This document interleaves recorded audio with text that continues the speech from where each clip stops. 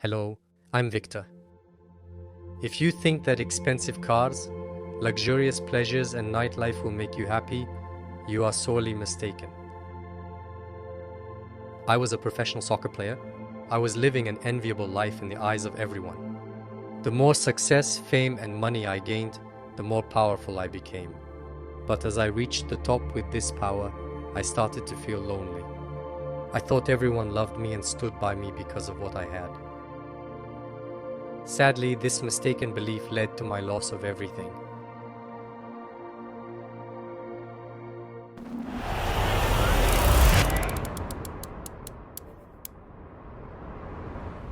Life is odd.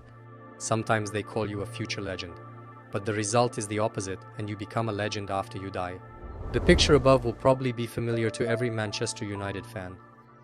The man who put his golden stamp on the titles won by the Red Devils in the late 90s and early 21st century. I don't think there is an English fan, especially a Mancunian fan, who doesn't know Ryan Giggs, Nicky Butt, David Beckham, brothers Gary and Phil Neville, known as the Class of '92 or Fergie's Children, and the Red Prince Paul Scholes.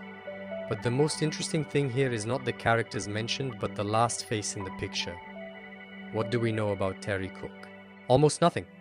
Maybe Manchester United fans didn't take into account this player standing in the last row when looking at this picture. It is possible to explain why. Let's look at another version of this image. Cook is not in the picture. It's clear that someone has put a hand on Scholes' back, but the identity of that person lost its significance perhaps 20 years ago. Documentaries are already being made about the youngsters of 1992, each of whom has become a household name in English football. Nicky Butt coached United's second team. Ryan Giggs captained the Welsh national team. The Neville brothers are considered one of the most powerful sports experts. And David Beckham is just David Beckham. And Cook? Let's get to know Terry Cook better. Terry Cook has been a Birmingham City fan since childhood and spent his childhood supporting his hometown team at St Andreas Park. It was in Manchester that Cook learned the secrets of football, and it was at such a young age that he achieved the biggest success of his career. Cook is the captain who put his golden stamp on the history of the Premier League's EFL Youth Cup for youth teams. In 1995, he almost single-handedly won this tournament for United. In the first game of the two-match final series against Tottenham Hotspur at White Hart Lane in the 90th minute, the young number 10 scored his team's consolation goal to make it 2-1. In the 89th minute of the return match, his team's goal sent the game to penalties. Here he kicked the decisive ball into the Hotspurs' goal and won the title for his team. Young Terry, remembered for his confident play throughout the tournament, was named Player of the Tournament. The United selectors were looking at the boy they had brought from Birmingham and calculating their future dividends. His Premier League debut was well received. Cook then entered the pitch, assisted Ryan Giggs in a meeting with Bolton Wanderers and was named one of the heroes of the match. As if that was a mistake, he scored the winning goal in a League Cup match against York City in October, and his confidence in his future was great. However, he is slowly losing his place in the team.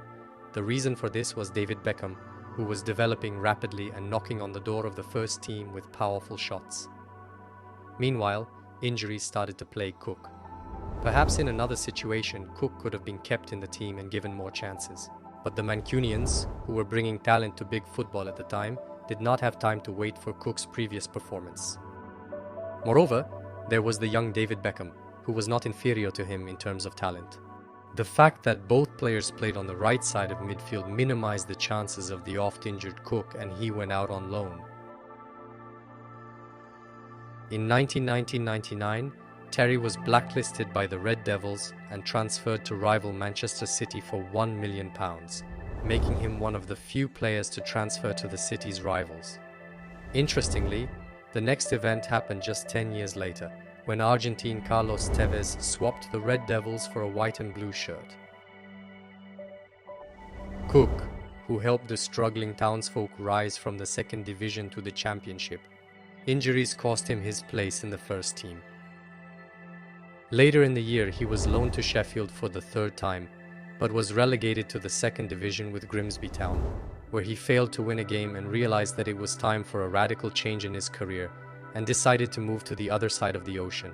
Cook, who played for England's lower clubs for a long time and perhaps reached the pinnacle of his career in the Ife Youth Cup in his youth, has, as fate would have it, only had the opportunity to watch England win on television this season. He probably also had some anger towards Beckham, who took his place. Years of loan spells, missed games for any team for psychological reasons, injuries, relegation. But if you thought Terry's story would end there, you were wrong. Fate smiled on him this time. Years later, he crossed paths with Beckham again on the new continent. On April 1, 2008, David Beckham, who had just signed a new contract with the Los Angeles Galaxy, was leading his team in the captain's chair against the Colorado Rapids. On the other side, the bandage was on Terry Cook's arm. For Beckham, who had come to MLS to earn money in the last years of his career, the match might not have mattered much. But for Cook, who was in the prime of his career in 1995, it was perhaps the decisive match of his life. And that day, Terry Cook played the best game of his professional career. Even at Foggy Albion with 2 goals and 2 assists, the player made sure that the Sun newspaper gave its readers a comprehensive summary of the game. For one day, Cook challenged the world to say, "I'm here too." This was his day, the happiest day of the life of a man who, at the end of his career, finally found his place in Colorado and struggled with all the pain, injuries, and misfortunes of his life. I think a person only needs one small thing to be happy.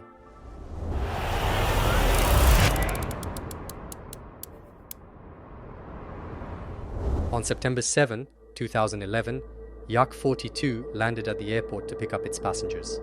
The Yak 42 was a small, reliable Soviet-made airplane that could land at airports. These planes were used only by Yak Airlines. The plane was landing in Yaroslav, 250 kilometers northeast of Moscow. The passengers were the Lokomotiv hockey team, one of the most popular teams in Russia. The pilots start all 3 engines of the plane. The journey was from Yaroslav to Minsk, 2 hours away. The technician says that acceleration is necessary and the captain raises the rudder to 10 degrees. Now the plane should have taken off, but it didn't. The captain increased the speed to maximum, but the plane did not take off. The runway was 3 kilometers and after 2,600 meters the plane had to take off. The pilots were already worried. The plane moving on the ground at takeoff speed had already deviated from the runway. It was very dangerous to move on the ground at this speed. The pilots made great efforts to get the plane in the air. Finally, they succeeded. The plane took off, but the danger was not over yet. The Yak 42 plane failed to take off successfully. The pilots lost control. The plane crashed into the Volga River, 1 kilometer from the airport. The first to reach the wreckage were local policemen on duty on the river. Alexander Galimov, a well-known player of the team, was the only survivor. According to eyewitnesses, someone was trying to get ashore. He was badly burned. We asked him his name, and he replied that he was Galimov. The technician Alexander Sizov was also alive. Pathologist Dmitry Pushkov said, "When we arrived at the crash site, there was black smoke everywhere. There were pieces of airplanes and clothes everywhere. The bodies were gathered in the center of the field. 43 of the 45 people on board had died, including the pilots. The locomotive crew had disappeared." This was terrible news for everyone in Yaroslav. On the same day in Ufa, the opening match of the Russian Championship between Salavat and Atlant was postponed, and everyone in the arena was shocked. Alexander Medvedev, president of the Continental Hockey League, said, "Dear friends, a terrible thing happened to us today. A plane carrying Lokomotiv from Yaroslav on its way to a match with Minsk Dynamo crashed. Only one of the 37 people on board survived. I invite you to remember the victims of the incident in a minute's silence," he said. There were more than 20 witnesses who saw that the plane did not take off completely from the ground. Everyone wanted to know why the plane crashed. The detectives were thinking about one question: why didn't the plane take off?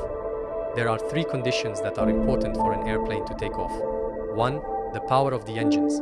It was necessary to achieve the thrust necessary for takeoff. 2. The wings had to be put in the right position to increase the power, the aerodynamic force. 3. The rudder had to be moved to bring the nose up and the rear of the plane down for proper takeoff. Detectives could find no fault in this extreme case. Another question arose: why didn't the pilots abort the takeoff after realizing the problem? This was the 8th plane crash in Russia. The country's head of state, Dmitry Medvedev, said radical decisions had to be taken in the aviation sector. After an investigation by investigators, it was concluded that something was preventing the plane from taking off. It was later determined that the brakes were applied when the plane was accelerating. It was a very surprising situation. The sounds from the black box in the cockpit with the pilots were analyzed. It turned out that they had recorded that they had checked the brakes before takeoff and had not experienced any problems. Detectives also investigated the history of Yak-42 and found that this type of airplane had experienced brake problems 5 times in previous years. This time, however, there was no problem with the brakes on passenger plane number 9633. This leaves only one option. The brake was held down by one of the pilots, but few would have believed that one of the 2 experienced pilots would deliberately press the brake during takeoff. Many in the Russian aviation industry objected to this option, because the main pilot and co-pilots were very experienced and had flown together for 13,000 hours. The pilot's medical records had been examined. Finally, there was a controversial point. The co-pilot, Igor Zhivanov, was secretly being treated for nerves. He shouldn't have been allowed to fly, because he had emotional problems with his arms and legs. He had no problem walking, but he had less feeling in his legs. He hit the brakes without realizing it. It also turned out that he made many mistakes during the training. His instructors changed frequently. The co-pilot was not properly trained to fly the airplane. Immediately afterwards, Yak Airlines' license was revoked and the company was shut down. The only survivor after the crash was the technician Alexander Sizov, who no longer continued his work. Alexander Galimov died after 5 days in hospital. One of the crew members, Pavel Trakhanov, sensed that a tragedy was about to happen. For 15 years, he had been telling those around him that he was going to die in a plane crash. A stewardess named Yelena wanted to quit her job and get married. She was fed up with her job. After the crash, it became known that one of the fallen hockey players, Ivan Tkachenko, was helping sick children. Tkachenko had donated 10 million rubles to the charity fund. Even a few minutes before the crash, Tkachenko had helped a girl with cancer with 20 million rubles. But the public did not know about his work. Ivan didn't want to be anonymous because he did it in secret. Only God knows how long we will live, but it is up to us what history we will write.